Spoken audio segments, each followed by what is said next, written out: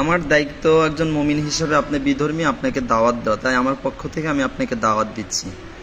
আপনি যদি আমার দাওয়াত কবুল করেন তাহলে আপনারই উপকার হবে, আমারও হবে ইনশাল্লাহ। দরকার নাই। দরকার তো সবারই আছে। আপনি কি জাহান্নামে যেতে চান মৃত্যুর পরে? আপনি বিশ্বাস করেন না? হ্যাঁ, জায়গায় যাই শেষে এখন তো সময় আসবে এখন সেটা। তাই আপনার কি সবাই বেঁচে আছে? পিতা মাতা আত্মীয় স্বজন কেউ মারা যায় নাই? হ্যাঁ। তাহলে আপনাকে একদিন যে মারা যেতে হবে বিশ্বাস হয় না? হবে না কেন? তাহলে মৃত্যুর পরে তো আমাদের প্রতিপালক, আমাদের সৃষ্টিকর্তার কাছে আমাদের হিসাব দিতে হবে, তাই না? হবেই তো। তাহলে কি হিসাব দিবেন বলেন? কি হিসাব দিবেন তাহলে তখন? যখন যে সময় আসে এখন সেই সময়ের হিসাব দেব। আচ্ছা, তো আপনারা এখন কালেমা পড়ে মুসলিম হন, তাহলে তো দুনিয়াতে শান্তি পাবেন, মৃত্যুর পরে আখিরাতে গিয়েও শান্তি পাবেন। দরকার নেই।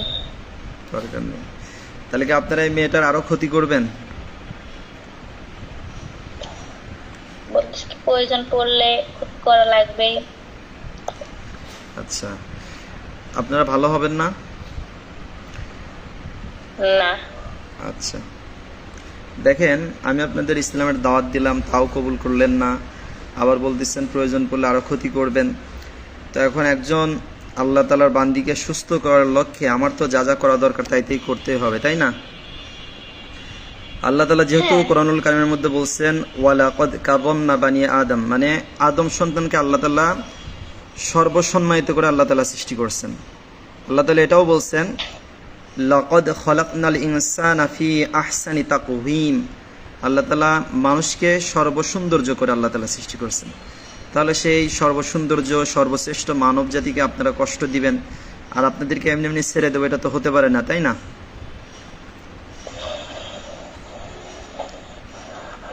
আমি আপনাদেরকে বন্দি করে ফেলেছি, হাত পাগুলো দুর্বল করে দিয়েছি, জাদুশক্তি ধ্বংস করে ফেলেছি। এখন আপনাদেরকে ইসলামের দাওয়াত দিলাম।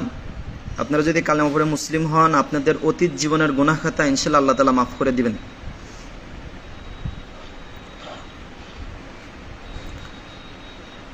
আল্লাহ তাআলা বলছেন ইন্না আ'তাদনা লিল কাফিরিনা সালাসিলা ওয়া আগলালা ওয়া সাঈরা, যারা কাফের তাদেরকে কঠিন শাস্তির মধ্যে পাকড়াও করা হবে এবং হাত পাগুলো শিকল দ্বারা বেঁধে দেওয়া হবে।